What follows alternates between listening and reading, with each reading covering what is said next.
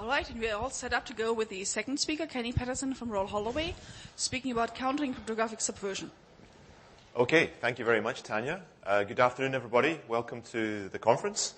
This is a conference about post-Snowden cryptography, or a workshop about post-Snowden cryptography. So I'm going to talk about cryptography, and I hope that's okay with everybody. Tanya did warn me that not everybody in the audience is a bona fide, out-and-out, hardcore cryptographer. Thank God for that. I'm really pleased that that's the case.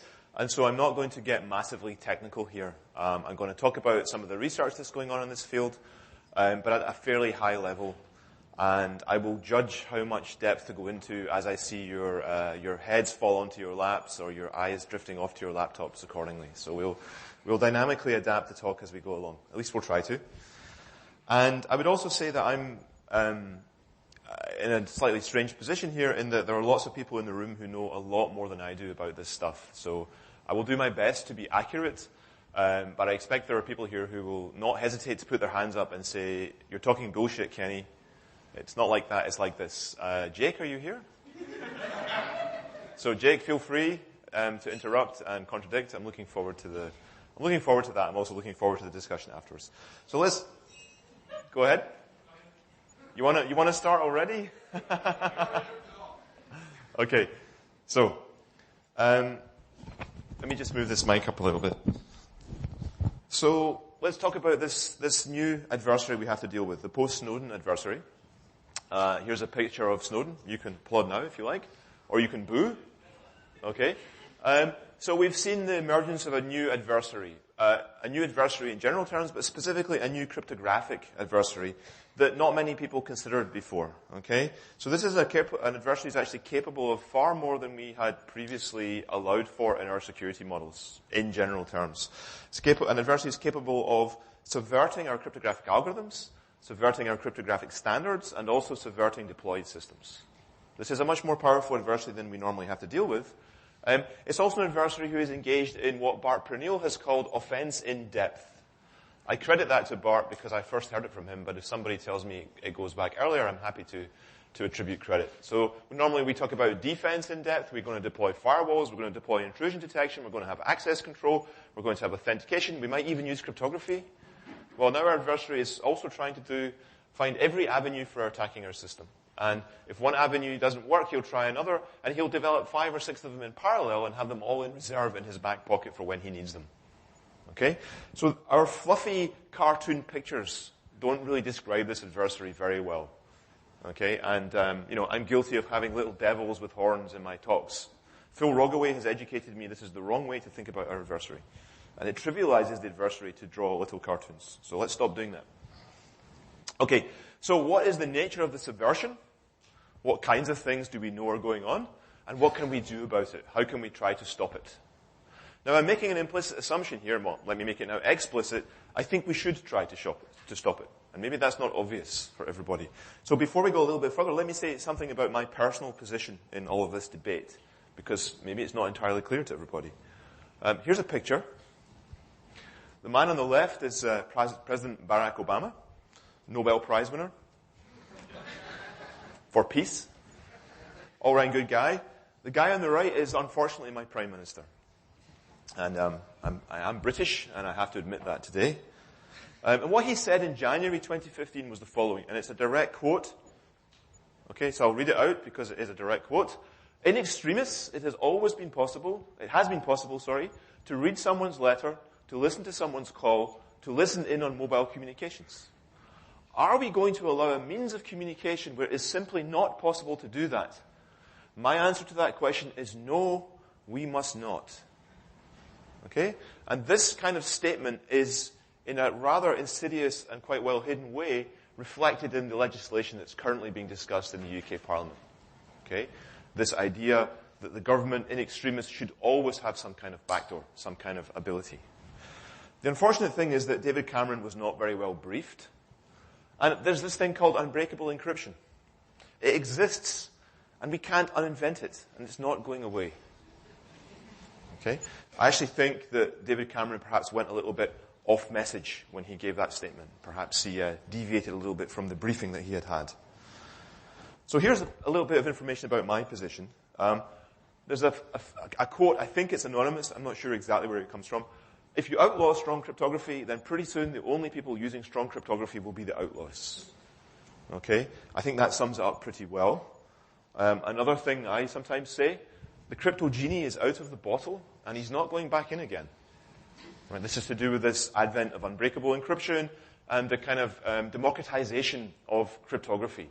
The fact you all now in your pockets have smartphones that are doing 128-bit AES in a decent mode of operation with random initialization vectors, etc., etc., etc. Okay? We're making progress, I think. I think there's another great statement. This completely characterizes what I think about cryptography. Some of you might recognize this quote.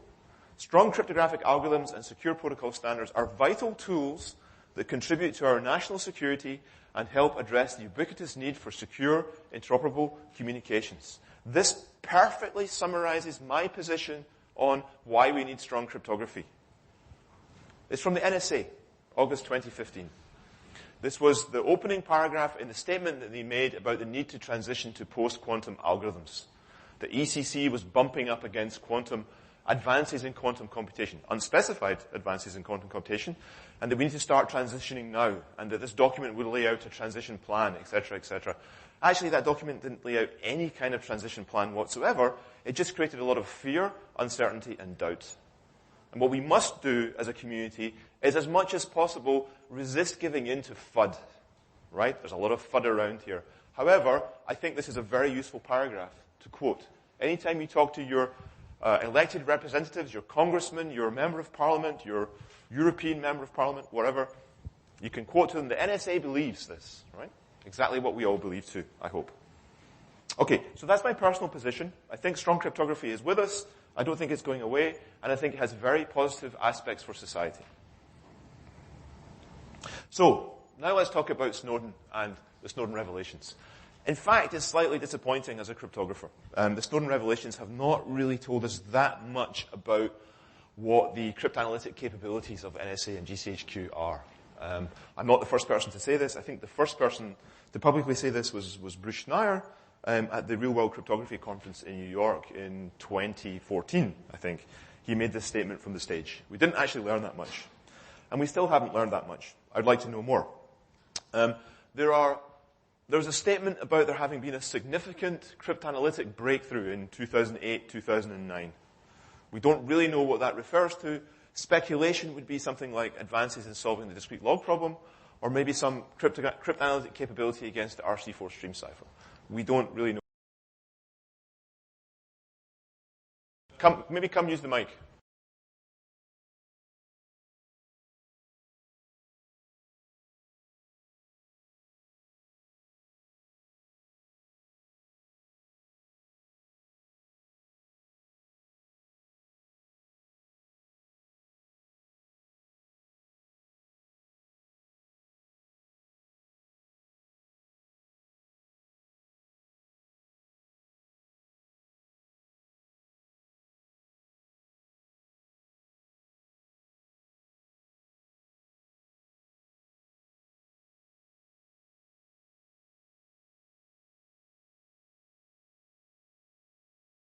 Would you be okay if I summarize that for people who couldn't quite hear you? Then I won't summarize it. People can talk to you at the coffee break. Okay. And I think maybe it's worth saying very, very briefly here that you wouldn't need that much of an advance in algorithms for solving the discrete logarithm problem in order to be able to crack 1024-bit discrete logs with the kind of resources at the disposal of NSA, with a $63 billion a year budget and a data center as big as one of the United States of America. It's not beyond the bounds of reason. We'll talk about both advances in discrete logs and RC4 as we go along. Here we are. Persistent rumors about real-time breakage of RC4. Now confirmed. Fantastic. Have you seen my slides in advance? How did you do that?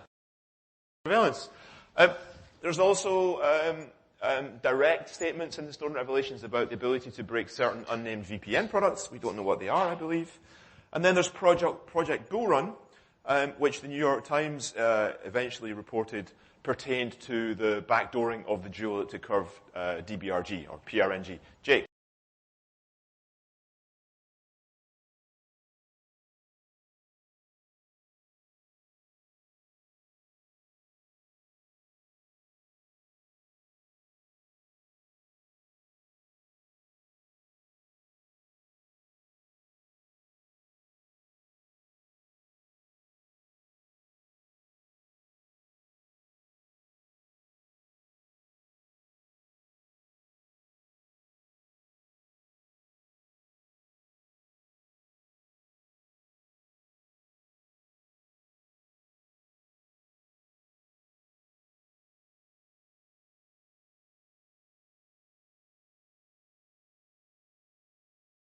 Or maybe a research project for a PhD student. I believe that you're now a PhD student, aren't you, Jake? You're inventing your own research projects here. This is great. Okay. So that's my summary of what we learned from Snowden about cryptanalysis. It perhaps is incomplete, and I'm very happy to be corrected if there's things missing. But there's a lot of kind of surrounding stuff that's worth mentioning at this point. So, we discovered that there's still very widespread deployment of export-grade crypto left over from the 90s. And this export-grade crypto is exploitable and has been exploited in academic research papers, in the Freak and the Logjam attacks. I'll talk about those. We have learned a lot about the NSA's ability to bypass cryptography by just asking for the keys through legal or illegal means, or through hacking, CNE, computer network exploitation. Let me use the correct term. Okay, we've also, through academic research, learned a lot about very poor key generation processes and key management processes across the whole industry, leading to repeated keys, weak keys, keys with shared prime factors, keys with prime factors with only a few bits set, all kinds of bad stuff going on, because actually key generation software is not very good. There is, for a long time, it's been recognized that the digital signature algorithm and its elliptic curve variant are very fragile in the face of randomness failures. If you ever repeat a random value twice, you're dead. Your private key can be extracted by solving one linear equation. All kinds of other weaknesses if the small numbers of bits are predictable, for example. This has been known for a long time. And for a long time, I didn't think this mattered because I was told that the Five Eyes didn't really care about integrity breaks. I was very naive. Okay? I actually think this is now part of a much longer term, much bigger thinking adversarial strategy against what we're doing. There's also, relatedly, the fragility of AES GCM, which is now the encryption algorithm of choice in TLS 1.2, because everything else got broken or kicked so badly that it was no longer viable. GCM is extremely fragile to attack. Not a lot of people have noticed this one. There's a lot of furor around the dual elliptic curve generator. But if you look at the same ISO standard that contains the dual elliptic curve generator, there's also something called the Micali-Schnorr generator in there. And that's a pseudo-random number generator based on RSA. And guess what? There are unexplained RSA moduli in the ISO standard. And I know that they came from NSA. Okay, I'm happy to put that on the record if it's not already on the record. The RSA moduli came from NSA. Now, here's a nice idea for maybe a PhD project, maybe even a postdoc project. If you know the factorization of n in the Micali-Schnorr generator, or if you can choose the factorization in some nasty way, maybe P and Q have some very special form, can you use that information to backdoor the Micali-Schnorr random number generator? It's obvious that it's fairly obvious, I think, that if you can extract the current state of the generator, then you can run forwards and backwards for the Micali-Schnorr generator. If you know the private key, if you know the factorization of n. But what's not so clear is if you can see some outputs, can you use that information to reverse the generator or recover the state? Okay? So there's an interesting thing to do there. I've tried and failed. That doesn't mean it's hard, though. It just means I'm not a very good cryptographer. Okay. There's also the unknown provenance of the NIST elliptic curves, which are used, everywhere, P256 and all of those curves, which has caused concern post-Snowden. And then we've also seen tremendously bad cryptographic code, particularly for certificate processing for the web PKI, across a whole wide range of implementations in clients, in servers, in middleware, everywhere. And then, finally, I think it's worth mentioning that there's a lack of protection of metadata in all of these deployed secure communications protocols, IPsec, TLS, SSH, etc. They do a uniquely bad job of protecting metadata. And as far as I can tell, every time somebody tries to talk about protecting metadata in the IETF, there's a huge amount of pushback. And that's happening right now. We're seeing it right now in the context of, in the TLS working group. I'll maybe talk about that a little bit later too. Okay. Here's a general point. You know, why am I talking about all this crypto stuff, right? I mean, these guys, this new big brother adversary is, you know, uniquely gifted with all kinds of, some huge stockpile of zero-day vulnerabilities. He's not going to break the crypto. He's just going to do CNE instead. He's just going to do computer network exploitation. So what's the point of trying to make our crypto stronger? He's always going to have another avenue of attack. Now, I see some people screwing their faces up at this, and I think they already get the point. The point is that we have many different holes that we need to plug in software, in operating systems, in networks, in crypto, in law and constitutional reform. In some countries, we don't even have a constitution written down, like mine. It'd be nice to have that. It would be nice to have that in the UK. It's not even on the political agenda. Okay? Sorry? Somebody shouted something. Is there anybody else here from the UK? Scotland. Hey, good on. You almost kicked us out last year, but we parked that. Yeah. That's true. We almost kicked ourselves out. Okay. And the point here is that actually, eventually, we want and we need to plug all of these holes, including the crypto holes. Okay? We need to, and so there are people in this room who are very good at crypto. Let's plug the crypto holes. And other people will plug the operating system holes, and so on and so on and so on. And together, we'll solve all of the problems. Okay? Good. And actually, this is very current. I mentioned the TLS working group. Right now in the TLS mailing list, there's a debate that says, well, there's no point in protecting server name indication. That's a kind of a metadata. Because it's always going to leak through DNS. And then you go and talk to the DNSSEC guys, and they say, well, there's no point in protecting DNS. There's no point in encrypting it, because it's going to leak through the server name indication. And you've got these two groups who say, I'm not doing it because they're not doing it, and they're not doing it because I'm not doing it, and then you're locked. Somebody should just do it and get on with it. And then we'll make progress. Okay, that's not quite current, right? Well, it's like last week. It came up again. It came up again.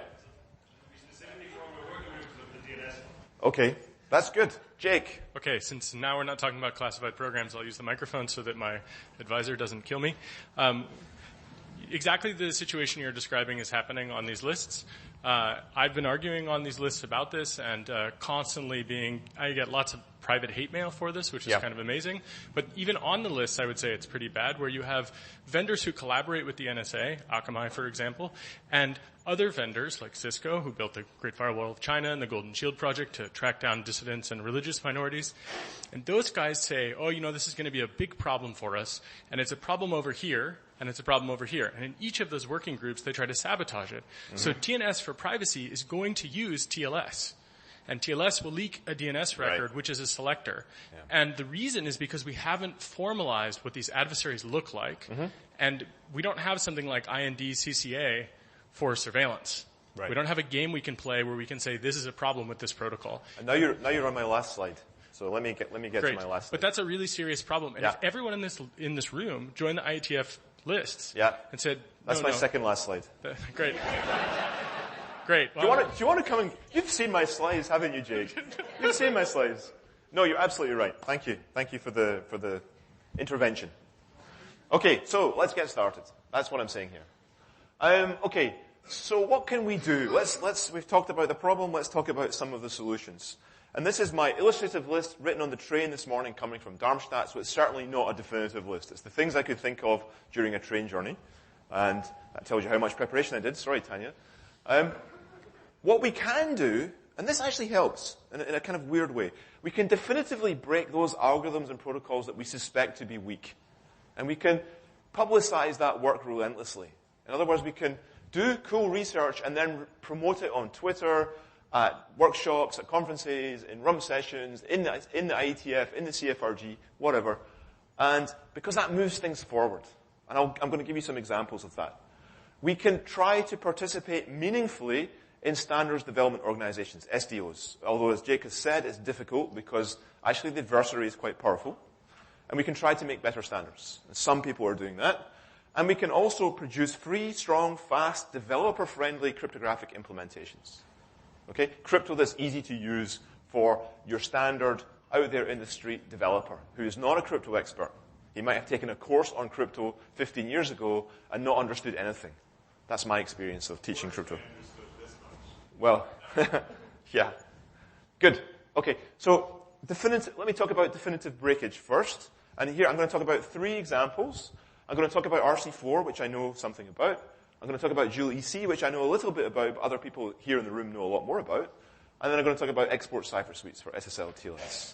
And then I'll draw some conclusions about what's going on here. Okay, so let me talk about RC4. Well, why does it matter, first of all? Well, in early 2013, about half of all SSL TLS traffic was using RC4 for its encryption.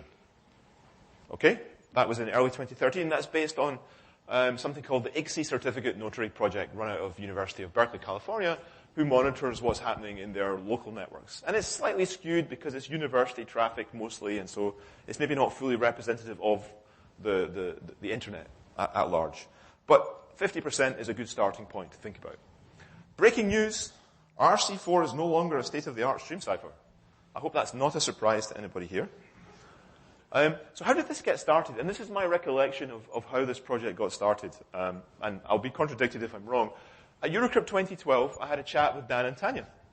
Dan Bernstein and Tanya Lange. And we were talking about Lucky 13. I was explaining to them a little bit how this cool new attack was going to work. We hadn't really figured out how to do it, but this was the plan.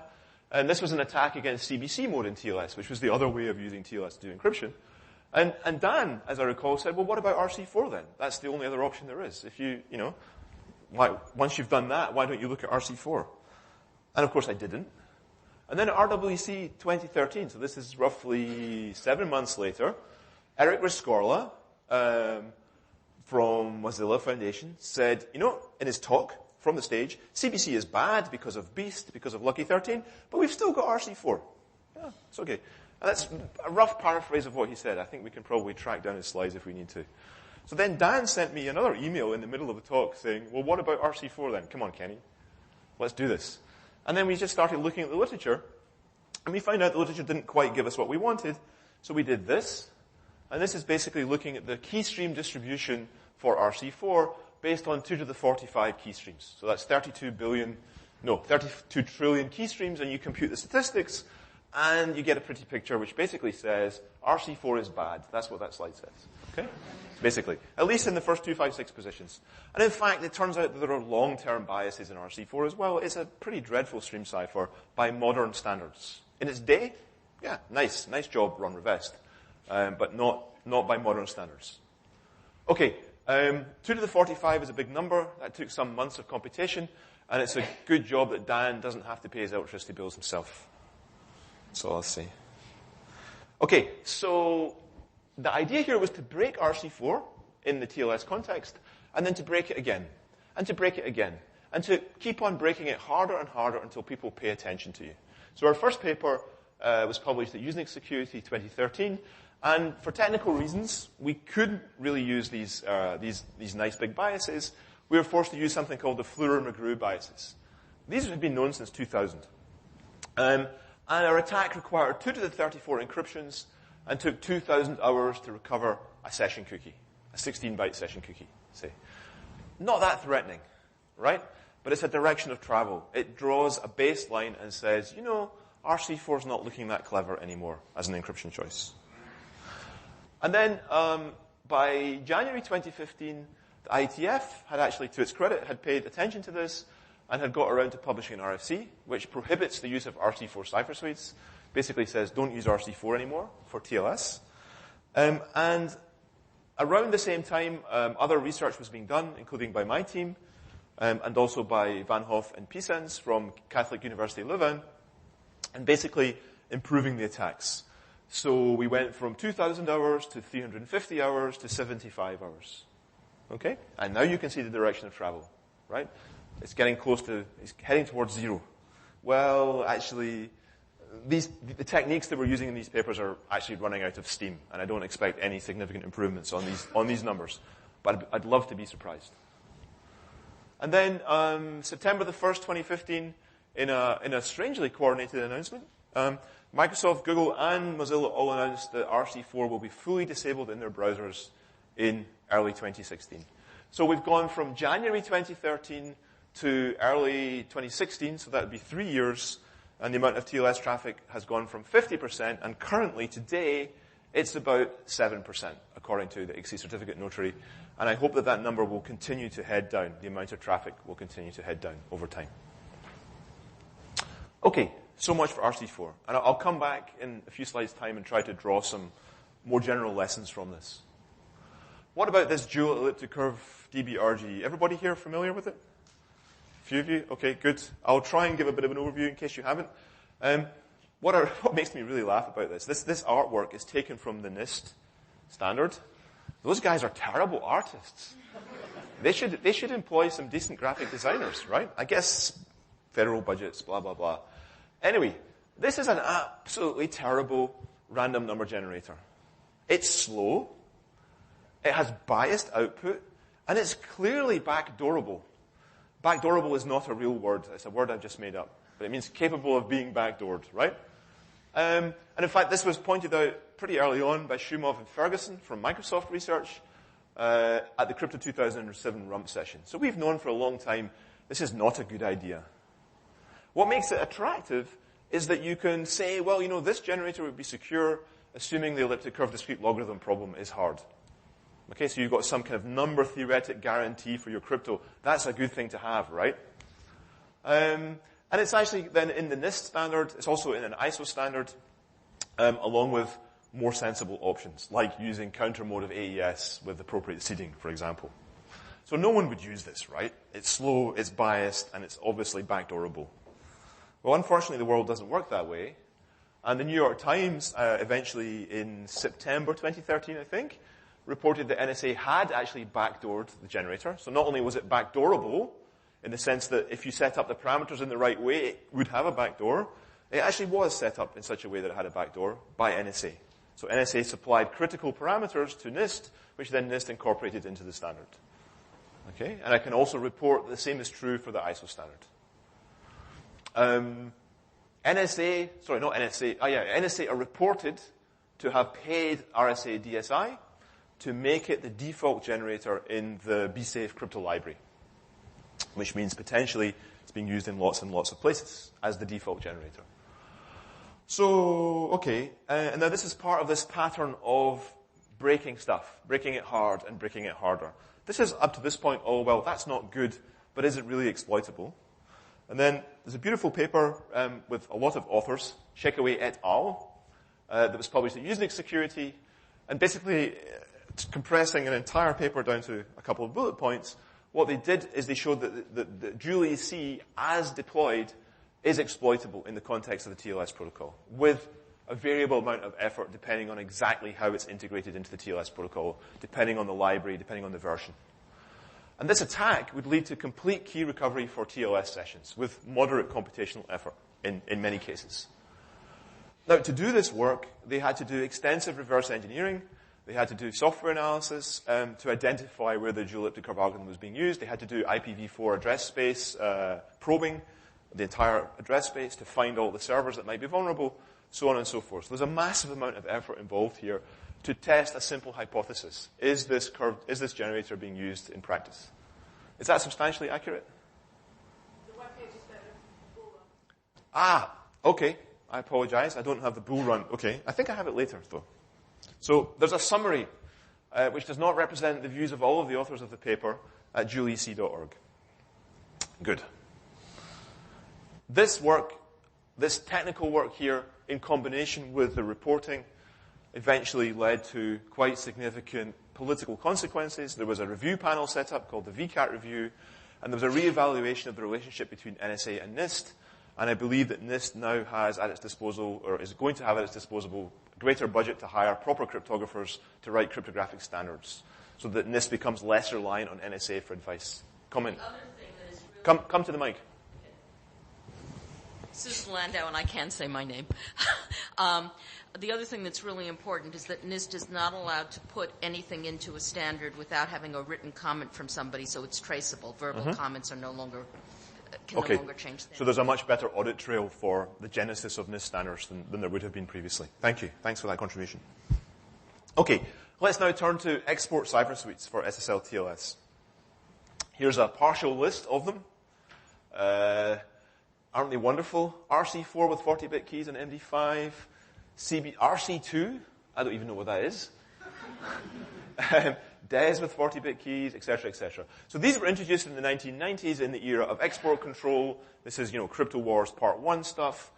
Maximum size, 512-bit RSA keys, 512-bit primes for Diffie-Hellman and Diffie-Hellman ephemeral key exchanges. And there's a clever way of kind of piggybacking this into the TLS handshake protocol.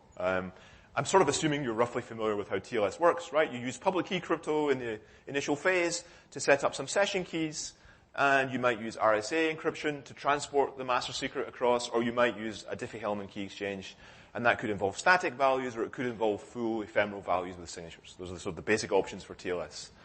And it turned out, and this was a bit of a surprise, I think, that until recently, about 25% of servers would still support these export cipher suites, this kind of deliberately weakened cryptography.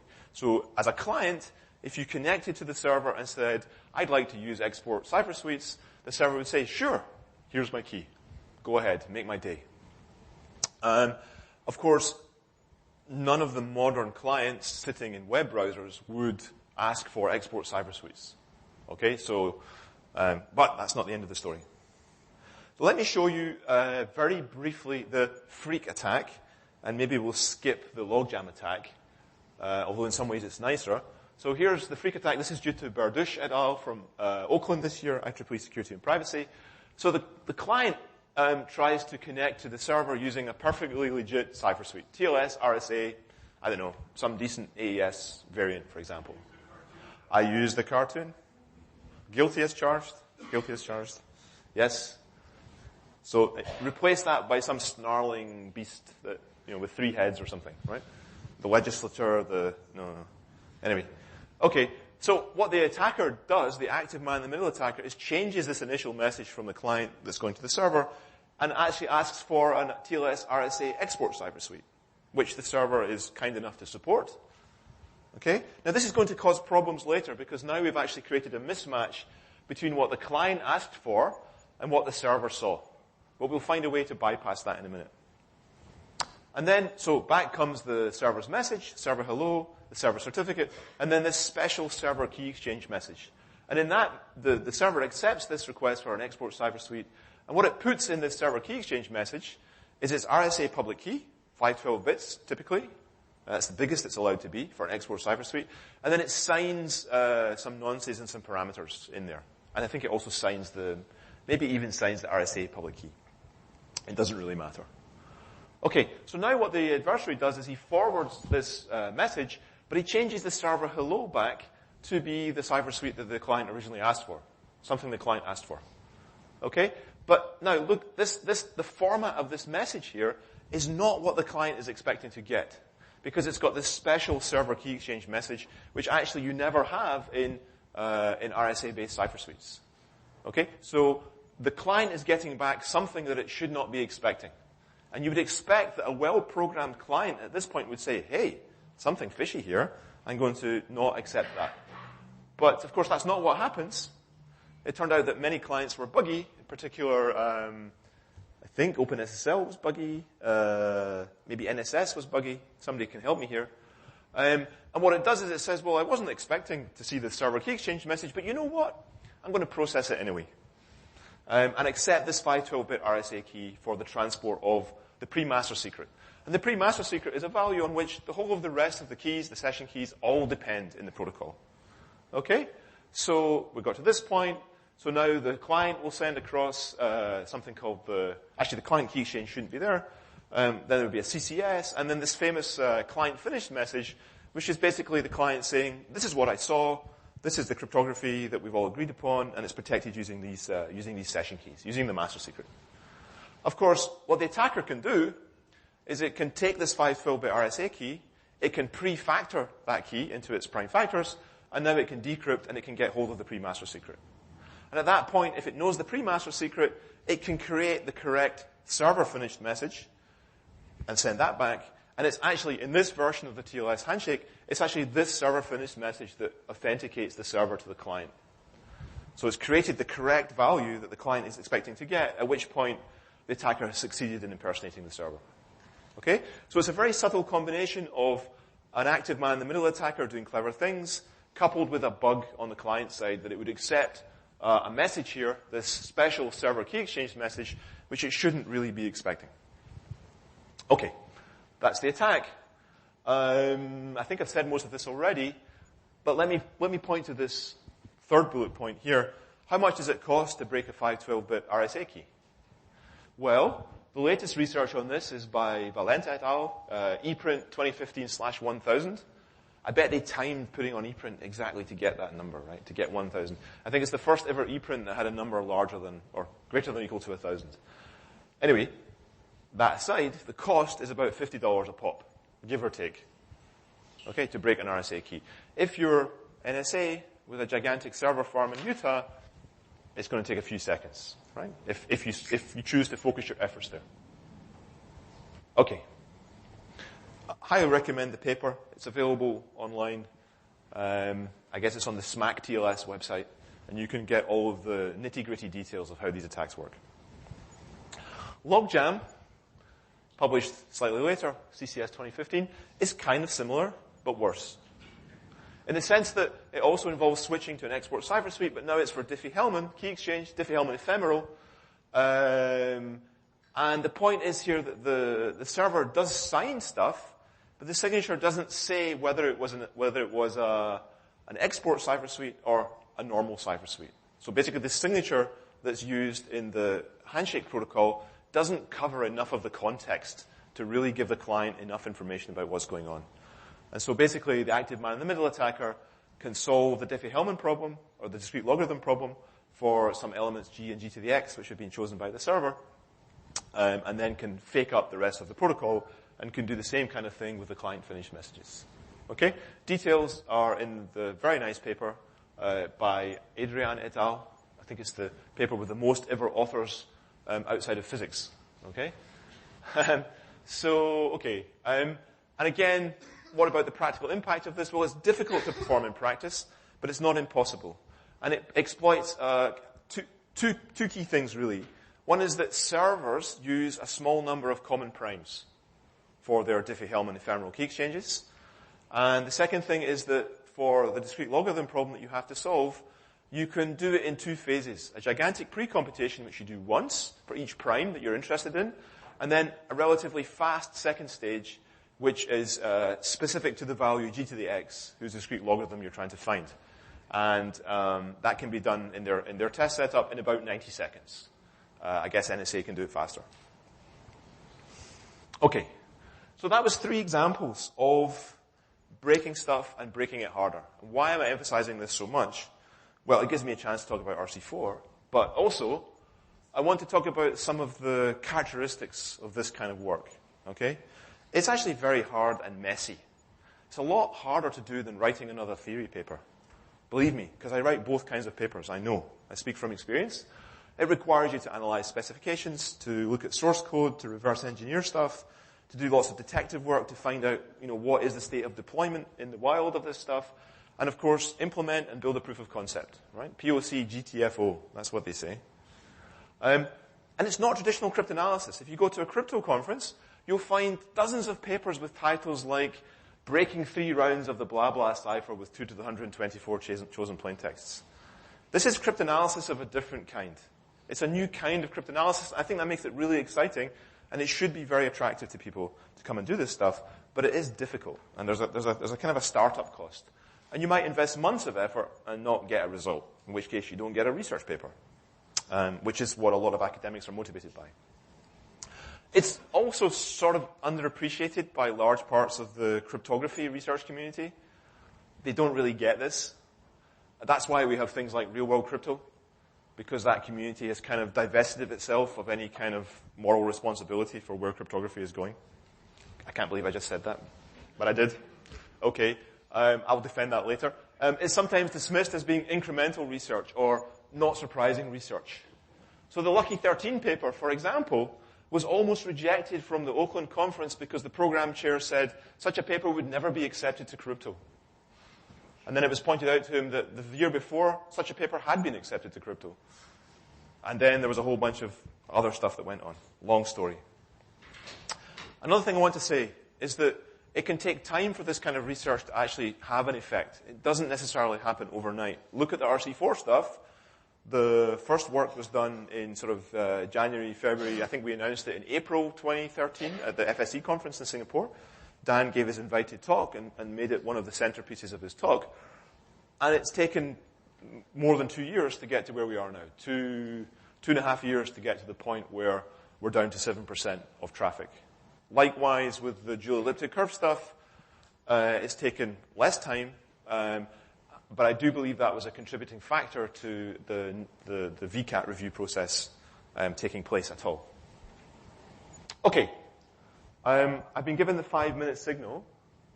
Let me just talk a little bit about Standards Development Organization, SDOs. Do you all want to boo and hiss now?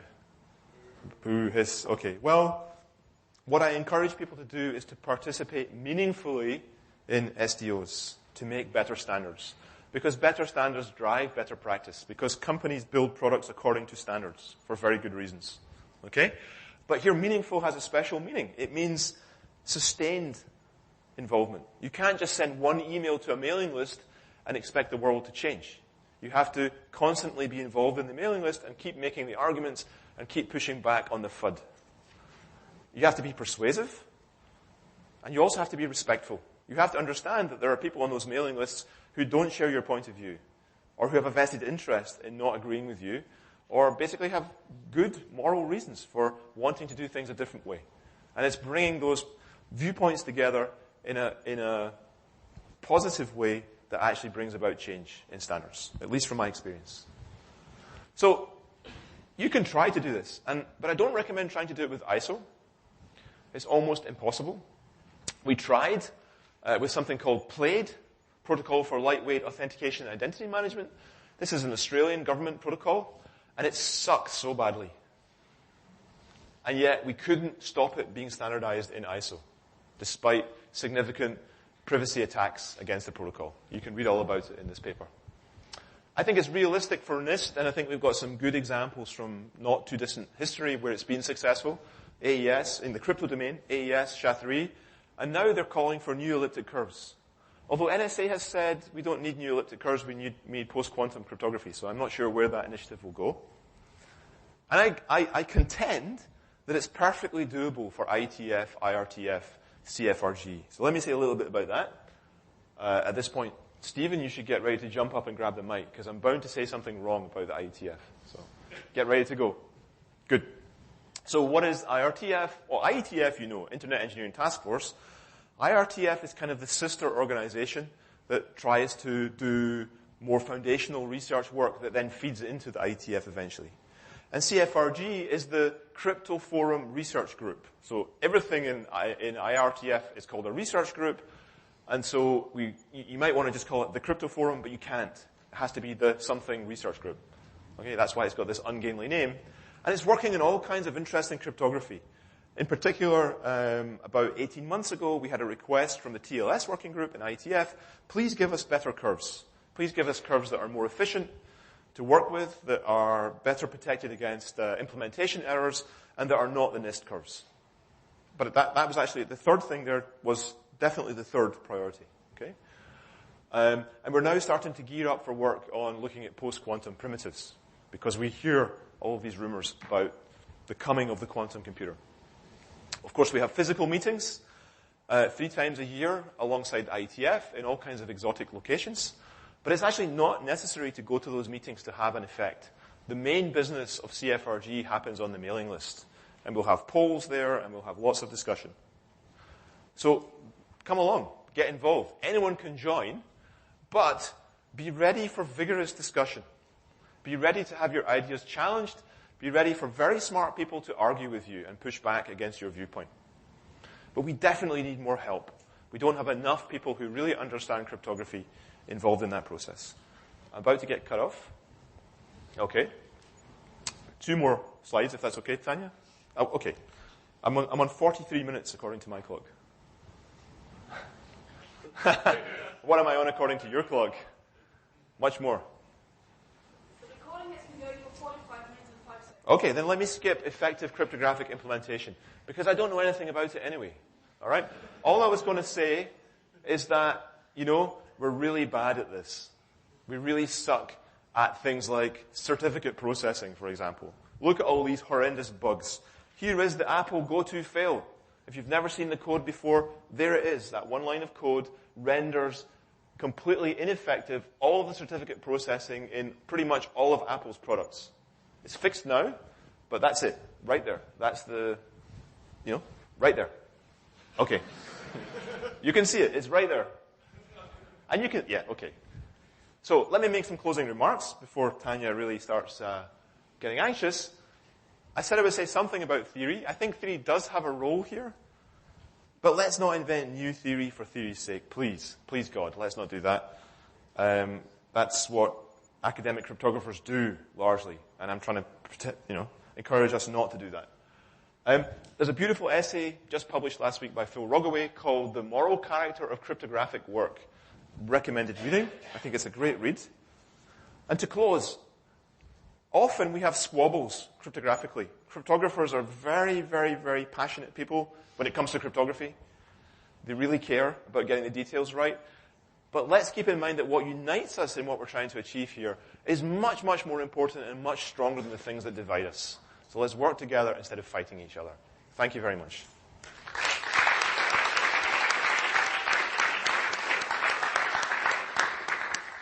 Thank you very much, Kenny. I just wanted to have the first spot of the microphone to say, please line up here. Please remember to say your name first, and then, I see somebody behind me. Stephen. Hi, Stephen. Hi, Stephen Farrell. So I guess from Trinity College Dublin, but I'm also one of the IETF security area directors. So if you're interested in actually helping out in the IETF, then feel free to grab me anytime the next day or so. And I'm happy to tell you just how painful it is, but it's not always painful. On the general topic of the talk, I think one of the kind of defenses against this kind of manipulation is openness. Right? And I think in the end, it's about the only defense we have. Yep. Right? And I think that's where, for example, you get the pain of involvement in the IETF, but that a lot of that pain is because of openness. Because of? Openness. So or lack of openness. No, but it's because of openness. Because of people are very direct with each other and they're very clear about where they're coming from. Because everybody can come along and take part. Yeah. Including the people selling some of the products that we might not like. Mm-hmm. So I think, be prepared, but I think the defense is really openness. I think one thing you didn't say on one of your slides about implementing crypto or inventing new crypto and so on, unencumbered is required for it to have any impact. So if you patent your crypto, its impact is 0. So I think until the patents expire, yeah. Even with EEC. Because it creates FUD, EEC has expired, and even after the patent is expired, any kind of exponential, any of those password protocols are really dubious because now there's a field of patents that's a pain in the ass. Thanks. So I think openness is the thing. And the last point I'd make is that if you are engaging in some of these things, you will get pushback. So for example, we're talking about SNI encryption. Some of the people who work even for NSA or even for GCHQ are actually reasonable, well-meaning people. Others who work for companies have, they have performance and scaling requirements that are really just technically in conflict with some of the security requirements we would like to do. So don't assume that just because somebody disagrees that they're actually an NSA stooge or whatever. They may disagree for what are to them valid reasons, and sometimes they're right. Yeah. Okay, so that's unknowable, and the only defense we have against that is openness. So, if you're concerned about that, then turn up and get involved yourself, which you have. Thanks. Thanks, Stephen. So I really appreciate your talk, and I think that it's fantastic. And I really appreciate that you're trying to get people involved in this. And I sort of had a moral question, actually. Specifically to his point, which is, so it's supposedly the case that we won't know who the secret agents are. So I have a moral conflict. I actually do know who some of the agents of influence are. For example, the people that went to the IETF meeting in Hawaii to make SIP more interceptable. I know their names. Is there enough public support now to start to publish agents' names when we know that they're bad actors. Because according to the Identity Intelligence Protection Act of some number of years ago in the United States, it's a federal felony punishable by 10 years in prison. So I'm not going to say the names.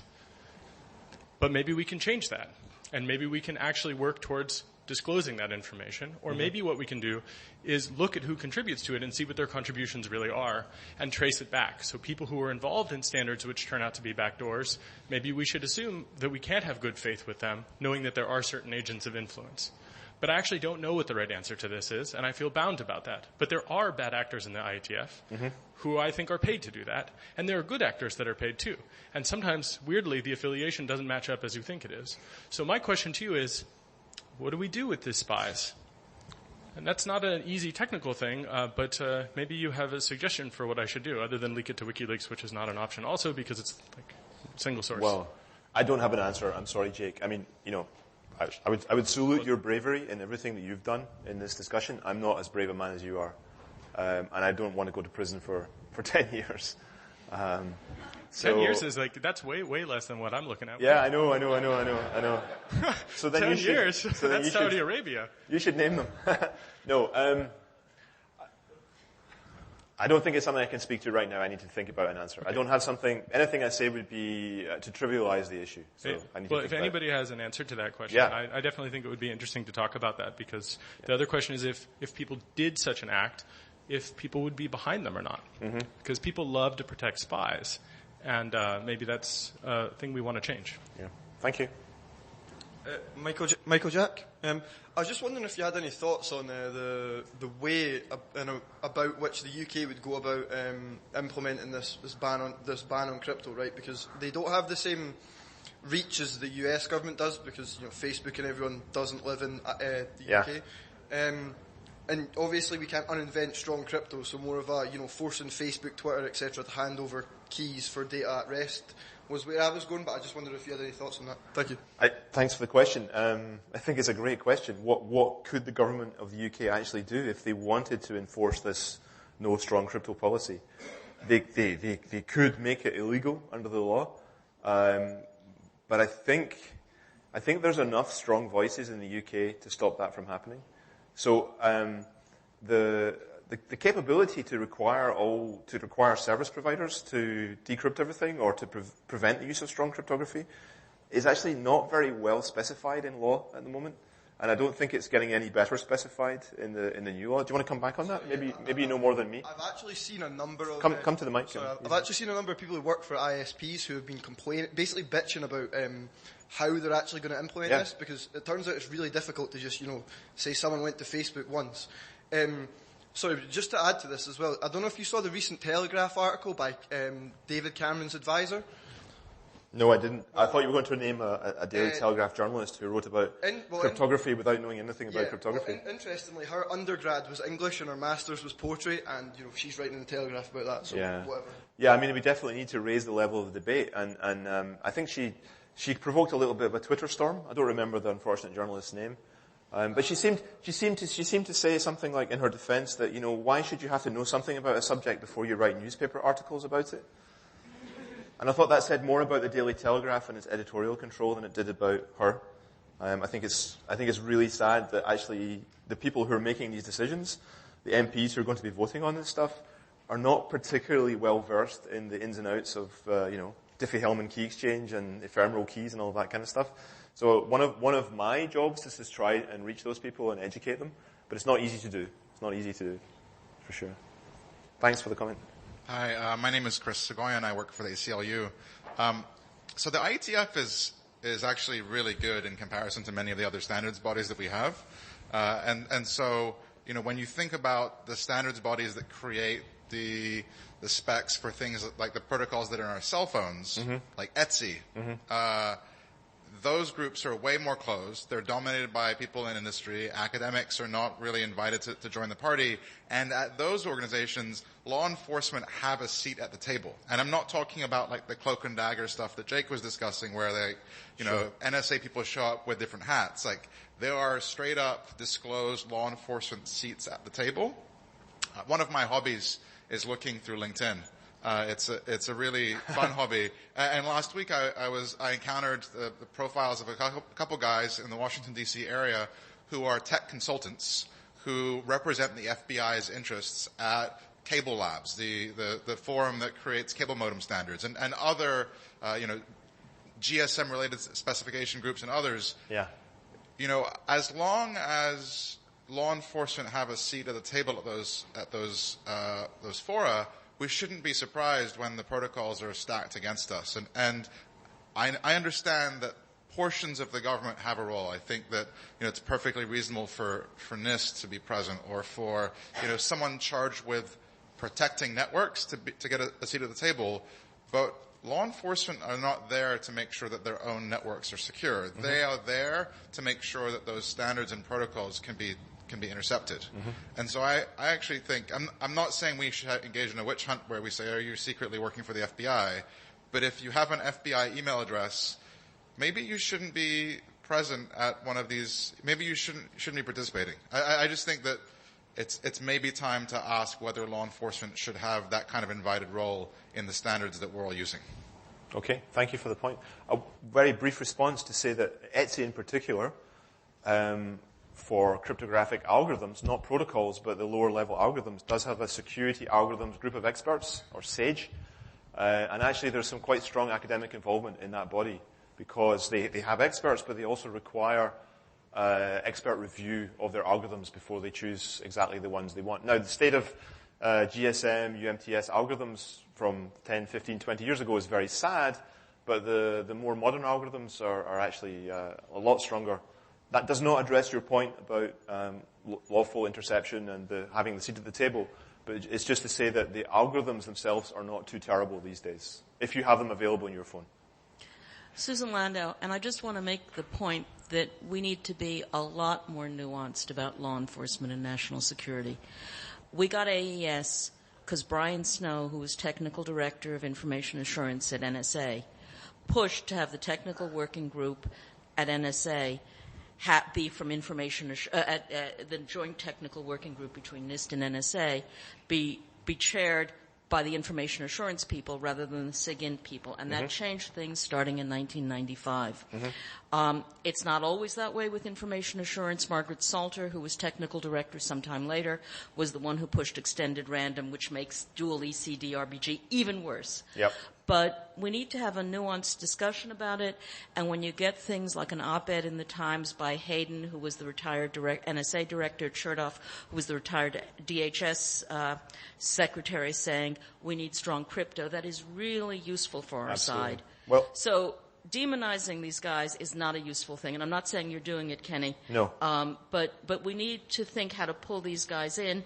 And sometimes you can. I've been on a bunch of panels lately with the general counsel of the FBI, which is different than being on panels with the director. And with the general counsel, I certainly see movement on the encryption issue, which doesn't mean that other people won't try to poison the standards. No, absolutely. Thank you for that contribution. And in response, I would just go back to this from the NSA from August 2015.